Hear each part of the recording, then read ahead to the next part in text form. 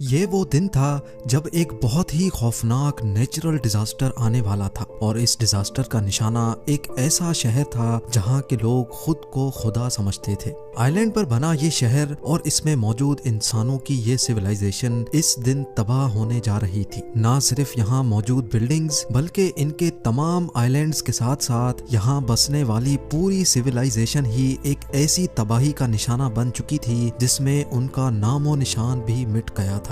11,000 साल पहले इस पूरी सिविलाइजेशन को खतरनाक सुनामी निकल गया था और वो भी सिर्फ एक ही रात के अंदर अंदर। ये कहानी है इंसानों की ऐसी सिविलाइजेशन की जिसको आज हम एटलांटिस के नाम से जानते हैं।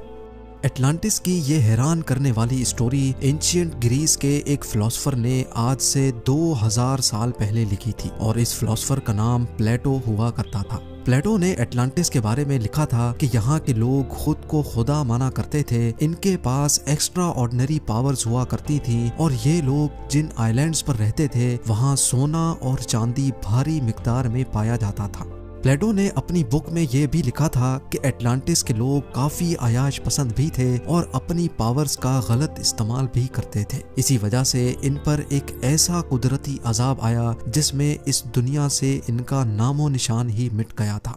2000 साल पहले लिखी गई एटलांटिस की ये कहानी आज एक हिस्टोरिकल मिस्ट्री बन चुकी है, क्योंकि हिस्ट्री में कई ऐसे शहर हुआ करते थे जो आज समंदर के अंदर डूबे हुए हैं। इसी वजह से कई लोगों को एटलांटिस के भी समंदर में डूबने पर पूरा यकीन है। लेकिन सवाल ये है कि इतना बड़ा शहर और पूरी सिविलाइजेशन अगर रातों रात गायब हुई तो आखिर गई कहाँ? दुनिया में वो कौन सी लोकेशन थी जहाँ एटलांटिस के लोग बसा करते थे? और पिरामिड्स ऑफ इजिप्ट के बनने से भी 6500 साल पहले बसने वाले इन इंसानों के पास आखिर ऐसा क्या था जिसको आज तक याद किया जा रहा है? यही वो सवालात हैं जिनका जवाब तलाश करने के लिए साइंटिस्ट, आर्कियोलॉजिस्ट और रिसर्चर्स पिछली कई सदियों से कोशिश कर रहे हैं। लेकिन इस बार साइंस ने समंदर के अंदर जो सबूत तलाश किए हैं उसको देखकर ये कहना गलत नहीं होगा कि शायद 11,000 सालों के बाद हम एटलांटिस के डूबे हुए शहर को तलाश करने के बहुत करीब पहुंच चुके हैं। ज़ेम टीवी की वीडियोस में एक बार फिर से खुशामदीद। नाजरीन, समंदर के अंदर डूबी हुई मिस्टीरियस सिटीज की तरफ हर कोई ना चाहते हुए भी अट्रैक्ट होता है और खास तौर पे वो सिटीज जिनके बारे में कोई इंफॉर्मेशन भी नहीं होती। इन मिस्टीरियस सिटीज में अगर सबसे टॉप पे किसी का नाम आता है तो वो नाम है एटलांटिस का।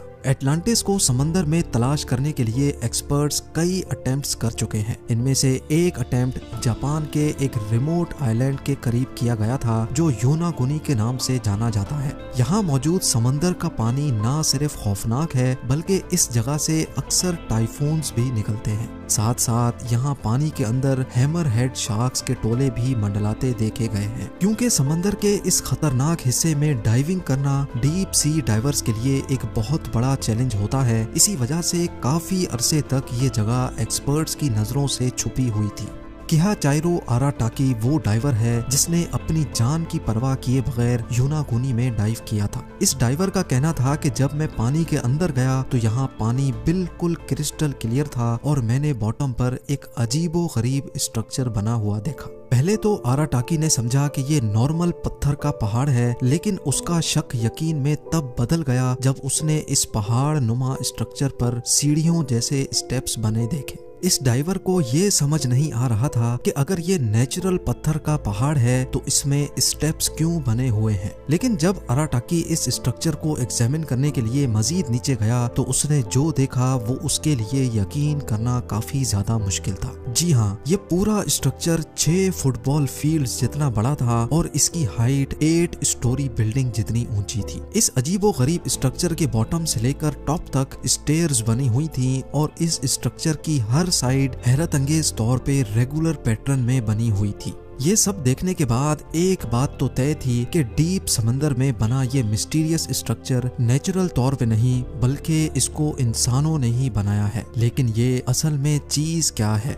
जब एक्सपर्ट्स को इस मिस्टीरियस स्ट्रक्चर के बारे में मालूम पड़ा तो उनका मानना था कि सिर्फ डाइविंग के जरिए हम इस स्ट्रक्चर के बारे में मजीद जानकारी हासिल नहीं कर सकते, लिहाजा अब वक्त था टेक्नोलॉजी इस्तेमाल करने का। एक्सपर्ट्स ने फैसला किया कि मॉडर्न सोनार टेक्नोलॉजी को इस्तेमाल करके योनागुनी आइलैंड के आसपास समंदर को स्कैन किया जाएगा। सोनार एक ऐसी डिवाइस होती है जिसको जब पानी में डाला जाता है तो वो एक खास साउंड वेव्स फेंकता है। ये साउंड वेव्स समंदर में मौजूद डिफरेंट चीजों से टकरा कर रिफ्लेक्ट होती है और तभी एक रिसीवर रिफ्लेक्टेड साउंड वेव्स को कैप्चर करता है और फिर कंप्यूटर की मदद से उसका एक 3D मॉडल बनाया जाता है। सोनार स्कैनिंग टीम योनागुनी आइलैंड के पास पहुंची और उन्होंने यहाँ समंदर के बॉटम का कंप्लीट स्कैन किया। जब स्कैन का 3D मॉडल बनाया गया तो सारी हकीकत खुलकर सामने आ चुकी थी। हजारों सालों के बाद इस मिस्टीरियस स्ट्रक्चर का लेआउट पहली बार इस 3D मॉडल में देखा जा रहा था और जो कुछ देखा जा रहा था उस पर यकीन करना काफी ज्यादा मुश्किल था। ये एक बहुत ही आलीशान, इंतहाई खूबसूरत और शानदार महल नुमा स्ट्रक्चर था। इस अमेजिंग डिस्कवरी ने पूरी दुनिया के आर्कियोलॉजिस्ट, जियोलॉजिस्ट और साइंटिस्ट को हैरान कर दिया था। हर कोई इस स्ट्रक्चर को देखने के लिए योनागुनी आइलैंड पहुंचने में लगा था, जिनमें एक marine geologist professor Masaki Kimura भी थे। प्रोफेसर किमुरा ने जब इस स्ट्रक्चर को देखा तो उनका मानना था कि इसमें कोई शक नहीं है कि ये इंसानों का बनाया हुआ स्ट्रक्चर है, क्योंकि इसमें कुछ ऐसे फीचर्स भी थे जिससे ये साबित हो रहा था कि हजारों साल पहले जब ये स्ट्रक्चर पानी से बाहर हुआ करता था तो ये किसी अननोन सिविलाइजेशन के इस्तेमाल में था। इस स्ट्रक्चर में अंदर जाने का एक टनल भी बना हुआ था जो शायद इसकी मेन एंट्रेंस थी। इस एंट्रेंस और स्टेयर्स तक जाने का प्रॉपर रास्ता बना हुआ था। ये स्टेयर्स बाकायदा स्ट्रक्चर के टॉप तक जा रही थी और इसके टॉप पर बिल्कुल फ्लैट टेरेसेस बने हुए थे। इनमें से सबसे टॉप वाले टेरेस पर एक ऐसी चीज भी थी जिसको देखकर ये अंदाजा होता है कि यहाँ रहने वाले लोग हजारों साल पहले भी काफी मॉडर्न सोच रखते थे। जी हाँ, यहाँ एक ट्रायंगल शेप का पूल भी बना हुआ था जहाँ प्रोफेसर किमुरा के ख्याल से नहाने के बाद लोग यहीं टेरेस पर सन बात करते होंगे। ये टेरेसेस इतने बड़े हैं कि यहाँ हजारों लोग एक ही वक्त में खड़े हो सकते हैं।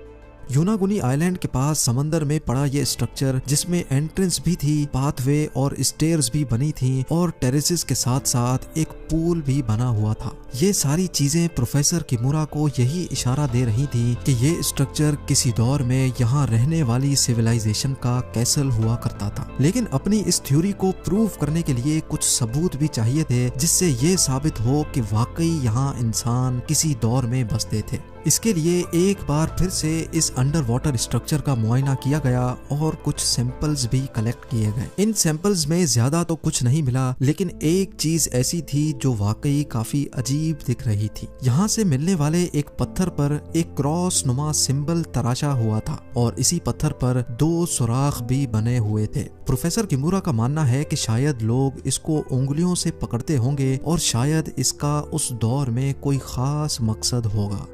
देखने में तो ऐसा मालूम होता है कि ये स्ट्रक्चर स्टोन ब्लॉक से बना हुआ है, लेकिन फॉरेंसिक डिटेल से मालूम पड़ा कि ये छोटे छोटे स्टोन ब्लॉक से नहीं बल्कि ये एक ही बहुत बड़ा पत्थर है। यानी इस एक बड़े पत्थर को तराश तराश कर इसका ये कैसल जैसा डिजाइन बनाया गया है। यहाँ से मिलने वाले आर्टिफैक्ट्स की कार्बन डेटिंग से मालूम पड़ा कि ये नमूने 8 से 10,000 साल पुराने हैं। यानी 10,000 साल पहले ये जगह पानी से बाहर होती थी और यहाँ इंसानों की ऐसी सिविलाइजेशन बसती थी जिसका अभी नामो निशान भी नहीं है। लेकिन क्या ये स्ट्रक्चर प्लेटो का बताया हुआ 11,000 साल पुराना एटलांटिस है या फिर यहाँ से हजारों मील दूर ग्रीस के एक आइलैंड के बराबर में समंदर के नीचे से मिलने वाली पूरी एक सिटी